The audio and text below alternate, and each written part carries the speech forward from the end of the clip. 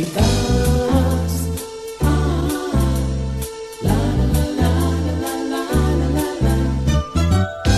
¿Tiene usted comunión con Dios? Bienvenido al Instituto Bíblico del Aire. En nuestros estudios del Evangelio de Juan, avanzamos hasta el final del capítulo 1, donde Jesús tiene un encuentro interesante con un personaje que nos enseñará sobre la comunión con Dios. Natanael no es mencionado frecuentemente en la Biblia, pero el episodio de su encuentro con Jesús nos ayudará a tenerlo presente cada vez que querramos tener comunión con Dios. Alberto Valle nos presenta este estudio. Escuche con atención.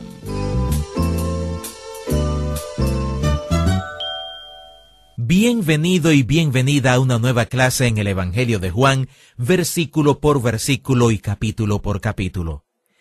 Quisiera dar inicio a este estudio enfocando su atención no en el Evangelio de Juan, sino en el de Lucas.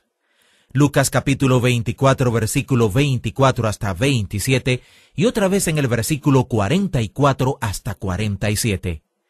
Ya para ese tiempo los apóstoles habían estado con Jesús por 3 años y todavía no habían entendido las Escrituras hasta que Jesús les abrió el entendimiento en torno a ellas.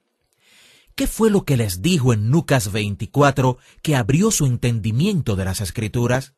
Él les dijo: «Estas son las palabras que os hablé, estando aún con vosotros, que era necesario que se cumpliese todo lo que está escrito de mí en la ley de Moisés, en los profetas y en los salmos». Entonces les abrió el entendimiento para que comprendiesen las Escrituras. ¿De qué trata la Biblia? El tema de la Biblia es Jesucristo. La Biblia no es un libro de historia de las civilizaciones. La Biblia realmente es la historia del pueblo hebreo. Nos habla acerca de las civilizaciones que habitaban con ellos en esos tiempos, pero su tema no es la historia de esas civilizaciones. ¿Es la Biblia un libro de texto acerca de los orígenes? ¿Tiene la Biblia la última palabra en cosas relacionadas con paleontología, biología y zoología? No, ese no es el tema de la Biblia. Hay 1189 capítulos en la Biblia. Solamente la mitad de esos capítulos nos hablan acerca de la creación y cómo se produjo. Así que la Biblia no nos habla solamente de la creación. Al comienzo del Evangelio de Juan, vemos que se menciona la creación. Así que la creación se menciona al comienzo de la Biblia y otra vez al comienzo de este Evangelio. Dios nos habla de la creación aquí en el Evangelio de Juan por causa del nuevo nacimiento que viene de Dios. Cuando el Nuevo Testamento comenta el nuevo nacimiento, usa la palabra creación para describirlo. Cuando David se dio cuenta que tenía que nacer de nuevo, él oró en el Salmo 51, «Crea en mí, oh Dios, un corazón limpio y renueva un espíritu recto dentro de mí». David había fallado miserablemente y le estaba diciendo a Dios: «Voy a fallar una y otra vez si no creas algo en mí que no tenía cuando nací físicamente». La respuesta a la oración de David es el nuevo nacimiento. Cuando eso no sucede, como le sucedió a David, Dios quiere que sepamos quién lo hace. Tenemos que ir a Él por eso. Y es por eso que la Biblia nos habla acerca de la creación en el libro de Génesis y aquí también. Primordialmente, la Biblia no es un recuento de la creación o las civilizaciones o la historia. La Biblia es un libro de texto acerca de la salvación. La Biblia nos habla acerca del Salvador a través del cual llegó esa salvación. La Biblia es un libro de texto acerca de la redención y la Biblia da el contexto histórico en la cual llegó esa redención y el Redentor. De eso se trata la Biblia.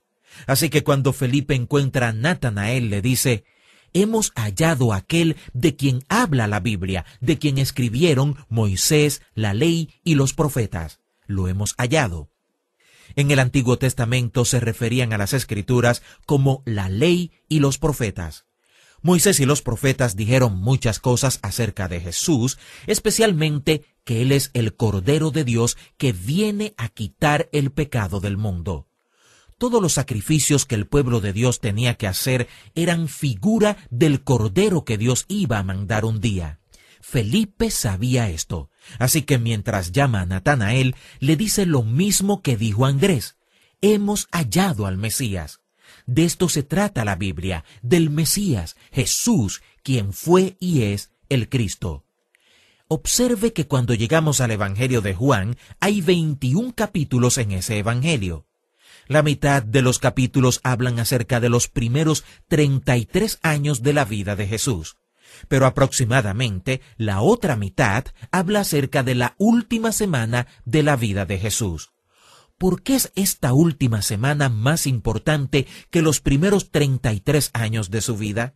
Es porque durante esa semana, que muchos recuerdan como Semana Santa, Él fue el Cordero de Dios y llevó todo el pecado del mundo. Fue en ese momento cuando Él murió por nuestros pecados. Es fascinante leer lo que dice cuando Jesús se encontró con Natanael, quien fue alcanzado por Felipe.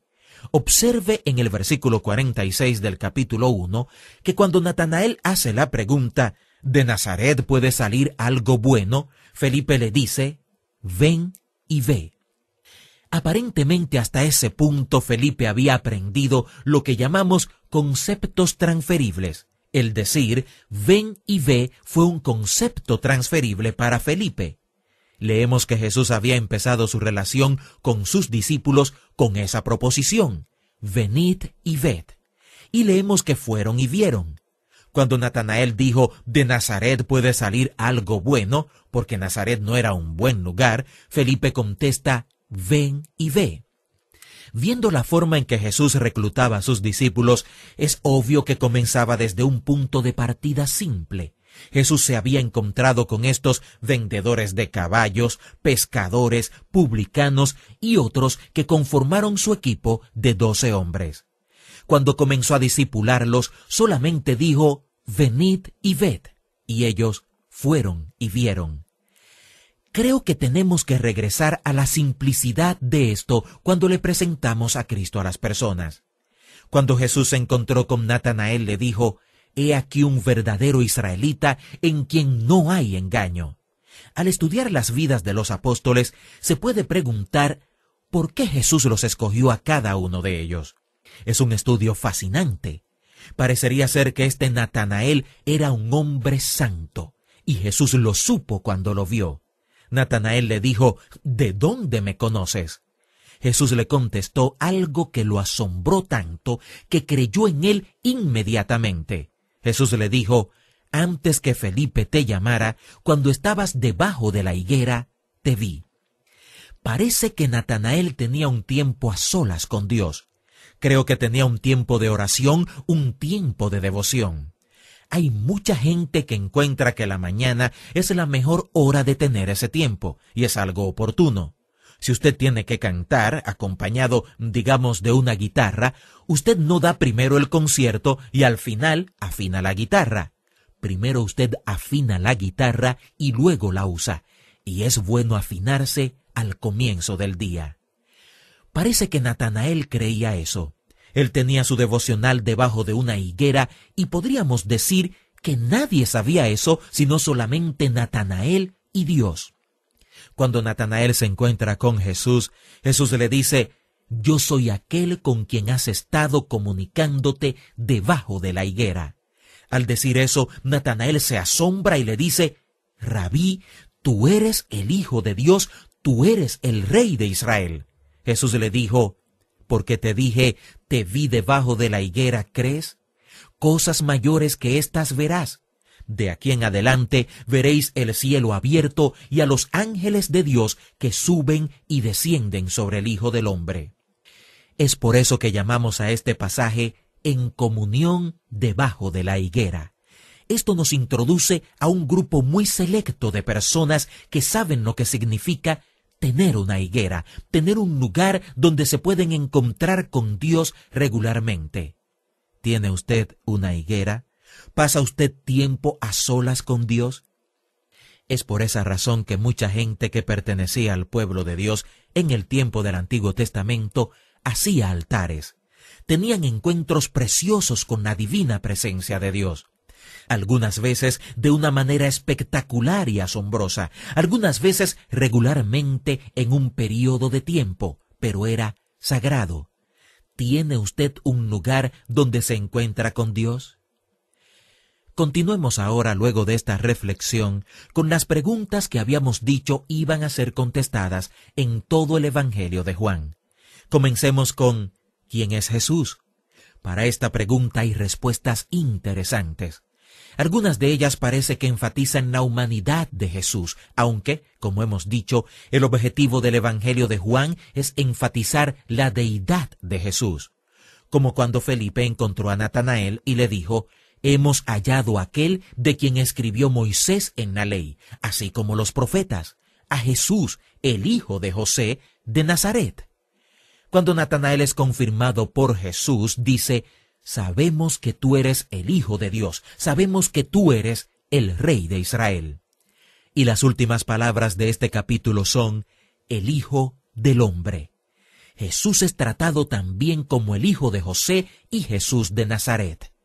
En adición al énfasis en su humanidad, tenemos el hecho de que Él es el Mesías, que significa el Cristo, aquel de quien escribió Moisés y los profetas. ¿Ve usted cómo esta pregunta se contesta continuamente a través de este Evangelio? ¿Qué es la fe? Otra vez encontramos la respuesta práctica. Ven y ve. Otra respuesta a la pregunta ¿qué es la fe? En este capítulo podría ser que cuando una persona realmente cree, lo primero que quiere hacer es decírselo a los demás. Si ha descubierto el gran secreto de la vida, lo primero que hace es pensar en las personas que ama, como Andrés pensó en Pedro y Felipe en Natanael. Estas personas pensaron en alguien que conocían y con quien querían compartir la buena noticia. ¿Qué es la vida? Tenemos una muestra de lo que es la vida en este capítulo, cuando Jesús se encuentra con Simón y le dice, «Tú eres Simón, tú serás llamado Cefas». Ahora eres inestable, pero vas a ser estable. Jesús le dijo a Natanael, «Cosas mayores que estas verás».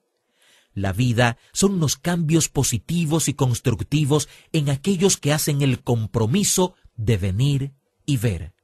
La vida es la cualidad eterna de los que creen que Jesús es el Cristo, el Hijo unigénito de Dios, el Mesías.